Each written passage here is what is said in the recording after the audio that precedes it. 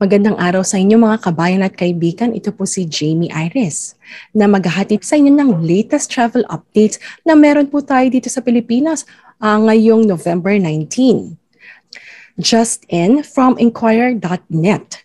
Sabi po via John Eric Mendoza, sabi po nila ang IATF daw po, they shortened the hotel quarantine period para po sa mga fully vaccinated overseas returning Filipinos, including OFWs and balikbayan. Ang sabi po nila, good news sa mga balikbayan po natin at OFWs who will be coming back to the Philippines from November 22 sapagkat iniksian na po nila ang quarantine period ng mga fully vaccinated returning OFWs and balikbayan once na kayo po ay bumalik sa Pilipinas ngayong November 22. So from 5 days, ginawa po nilang 3 days. At this point in time po, wala pa pong mahabang detalye na sila ay binibigay sa atin. So once they actually release the full details, ibabahagi ko po sa inyo yan. Now, looking at this news na binigay po nila, at this point in time, it was just 2 hours ago, ano po bang meron tayo ngayon para sa inyong mga taga-yellow country? So at this point in time po kasi, when we talk about fully vaccinated, how many number of days are you requested or are you mandatorily asked to stay in the hotel quarantine? Sa ngayon po ay 6 days and 5 nights. Kasi po sa ikalimang araw po ninyong pagstay sa hotel, doon po kayo isa-swab at ang release po ng result is more or less between 24 hours to 48 hours. So sinasabi pong 6 days at least kasi maari naman po ma-release ang swab test ng mas maaga. So looking forward po talaga na mas maaga ma-release ang swab test. Just like sa akin, instead of 48 hours, naging 25 hours lang po. And for some, even 12 hours lang po. The only thing is, they cannot actually guarantee. So itingnan naman po natin, i-compare natin sa sinasabi nilang change. So kung i-estimate ko po, kasi sabi dito from 5 days to 3 days, so that's just a total of 2 days. And since you are required to stay in the hotel at this point in time po, before November 22, ng at least 6 days and 5 nights, so we are estimating around 4 days and 3 nights na lang po kapag kayo ay dumating dito from November 22, okay, onwards. So that's still kahit paano po good news kasi at least nabawasan ng 2 araw po ang pagstay nyo sa hotel at makakapiling nyo agad ang inyong pamilya. Pero how we wish, diba, no quarantine na lang. Pero at this point in time, at least 2 days is still 2 days, especially sa mga non-OFWs at balikbayan na kayo pa po ang nagbabayad mula sa sarili niyong bulsa ng inyong hotel quarantine stay. So I will update you po once nakakuha po tayo ng latest and full feedback regarding this matter. Yan po ang ating unang ulat para sa araw na ito. Ano naman po yung pangalawa? Marami po sa inyo ang nagtatanong sa akin, Jamie, pwede na po ba ang mga turista sa Pilipinas? Papayagan na nga ba ang mga turista mula sa green countries at ganun din po sa yellow countries? Now, great news po sa mga nagtatanong.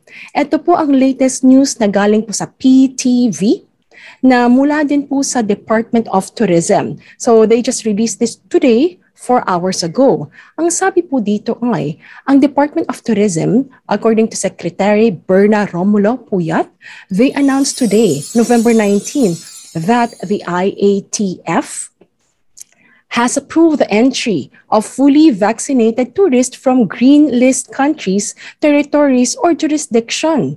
So inapprove na po ng IATF, maari na daw po pumasok ang mga turista mula po sa green countries. Pero wait lang po. Sabi po nila, at this point in time, the Special Technical Working Group on Travel has been tasked with developing guidelines as soon as possible for final approval by the IATF. So wala pa pong final, hindi pa po at this point in time na November, so wala pa rin pong date, but okay, ang magandang news po dyan sa mga nagtatanong, pinayagan na po.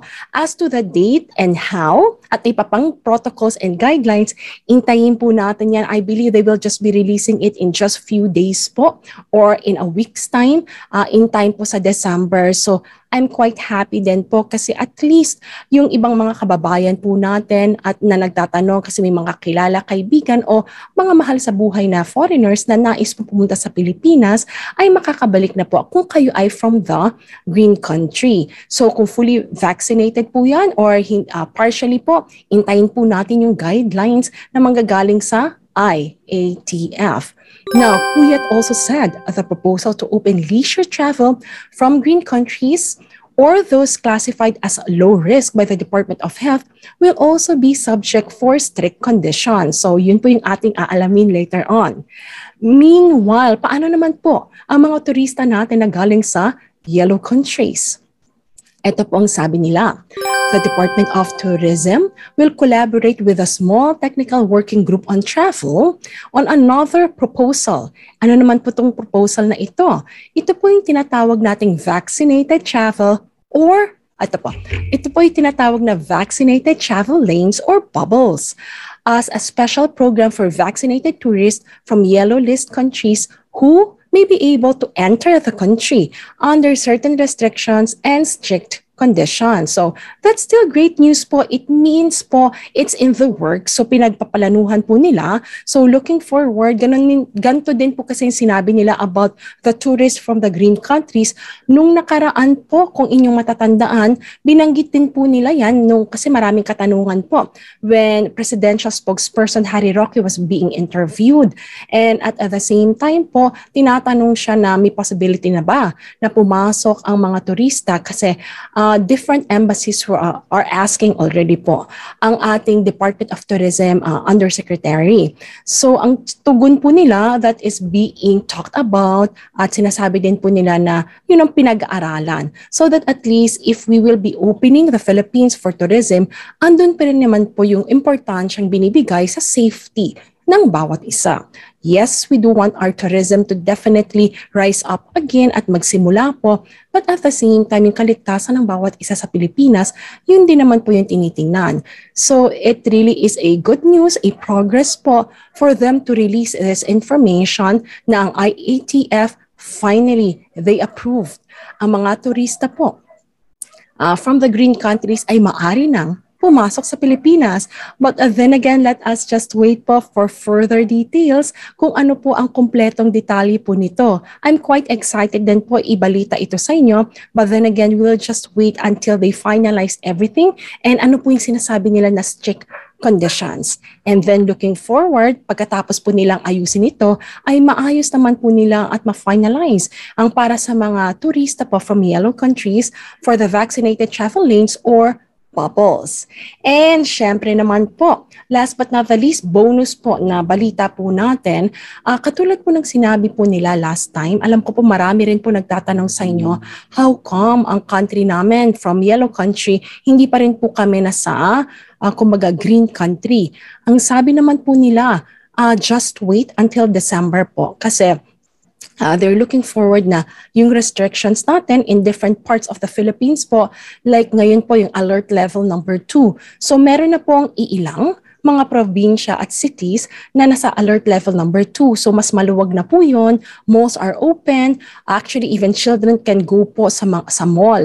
Now, they are looking at na unang-una, mas maraming mga lugar sa Pilipinas ang mai-open para po magkaroon na lang po ng level or alert number 2 wherein less po ang restrictions. And looking forward po na eventually maging alert level number 1. Pero what does it also mean for us, especially mga OFWs, balikbayan, and of course, mga foreigners? So it also means that they're looking forward. So kung kayo po ay from the yellow country, ang tinitingnan po nila is kung mas marami pa po ang maging malipat po from the yellow countries na maging green countries. And what does it mean?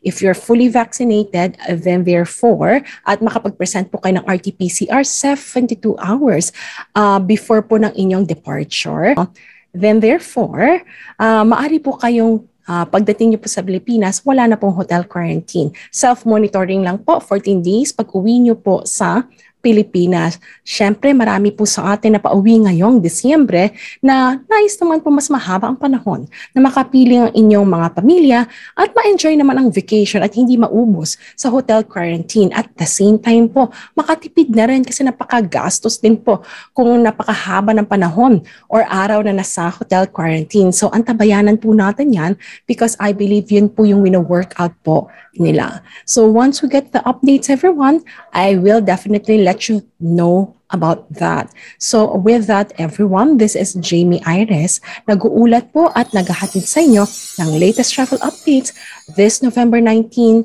2021. Kabayan, kung kayo pauwi na in just a few days, I simply want to say, have a pleasant flight. Ingat po kayo sa pag-uwi mga kabayan. Once again, this is Jamie Iris. At muli po, kung hindi pa po kayo nakakapag-subscribe sa aking channel, inaanyayahan ko po kayo na please do subscribe and click like if this video had helped you. And click that notification bell so that you'll get updated kapag may bago po tayong video travel updates. With that, everyone, thank you so much for watching. God bless you all.